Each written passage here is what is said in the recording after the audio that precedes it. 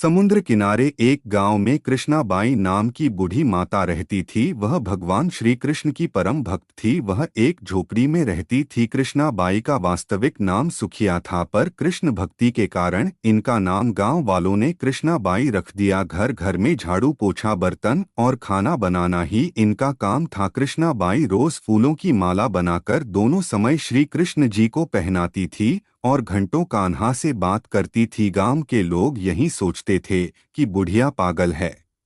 एक रात श्री कृष्ण जी ने अपनी भक्त कृष्णाबाई से यह कहा कि कल बहुत बड़ा भूचाल आने वाला है, तुम यह गांव छोड़कर दूसरे गांव चली जाओ। अब क्या था, मालिक का आदेश था। कृष्णाबाई ने अपना सामान इकट्ठा करना शुरू किया और गांव वालों को बताया कि कल सपने में कान्हा आए थे और कह रहे थे कि बहुत प्रलय होगा, गांव छोड़कर पास के गांव में चली जा। अब लोग कहाँ उस बूढ़ी पागल की बात मानने वाले थे। जो सुनता वहीं जोर जोर ठहाके लगाता। इतने में बाई ने एक बैलगाड़ी मंगाई और अपने कान्हा की मूर्ति ली और सामान की गठरी बांधकर गाड़ी में बैठ गई और लोग उसकी मूर्खता पर हंसते रहे। बाई जाने लगी, अपने कान्हा की मूर्ति ली और सामान की गठरी बांधकर गाड़ी में बैठ गई और लोग उसकी मूर्खता पर हंसते रहे। बाई जाने लगी, अपने गांव की सीमा पार कर अगले गांव में प्रवेश करने ही वाली थी कि उसे कृष्ण की आवाज आई, अरे पगली, जा अपनी झोपड़ी में से वह सुई ले आ जिससे तू माला बनाकर मुझे पहनाती है।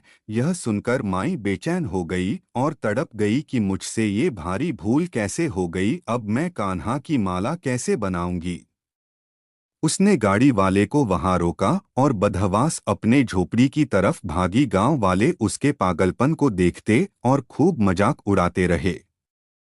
माई ने झोपड़ी के तिनकों में फंसी सुई को निकाला और फिर पागलों की तरह दौड़ते हुए गाड़ी के पास आई। गाड़ी वाले ने कहा कि माई, तू क्यों परेशान है, कुछ नहीं होना। माई ने कहा, अच्छा अब चल और जल्दी से अपने गांव की सीमा पार कर। गाड़ी वाले ने ठीक ऐसे ही किया। रे यह क्या, जैसे ही सीमा पार हुई पूरा गांव ही समुद्र में समा गया, सब कुछ जलमग्न हो गया। गाड़ी वाला भी अटूट कृष्ण भक्त था। येन केन प्रकरेण भगवान ने उसकी भी रक्षा करने में कोई विलंब नहीं किया। इस कहानी से हमें यह शिक्षा मिलती है कि प्रभु जब अपने भक्त की रक्षा के लिए कितना चिंतित होते होंगे। जब तक उस भक्त की एक सुई उस गांव में थी, पूरा गांव बचा था। इसीलिए कहा जाता है कि भरी बदरिया पाप की बरसन लगे अंगार, संत न होते जगत में जल जाता संसार। अर्थात अगर इस दुनिया में संत एवं अच्छे व्यक्ति न होते तो ये संसार कब का समाप्त हो गया होता।